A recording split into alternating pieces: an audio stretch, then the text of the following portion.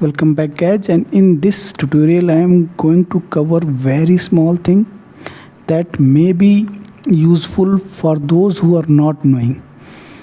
For senior citizen, respected senior citizens who are using this Gmail from very short time.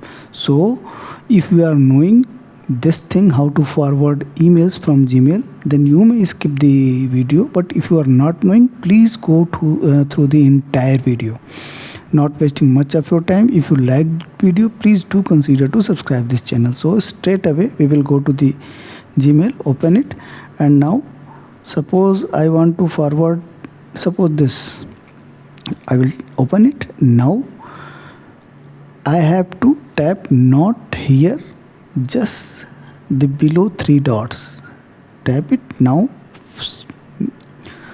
reply all, forward, add reaction, etc. Many options are there. Just we have to tap forward. Here we have to write the email ID where we want to send this email, we want to forward this email from Gmail. So just type it and then press send. After that, this email will go to that email which email ID has been written here. So this is all what I wanted to tell you in this video, how to forward emails from your Gmail account. So if you like the video, please do consider to subscribe this channel. Thank you very much.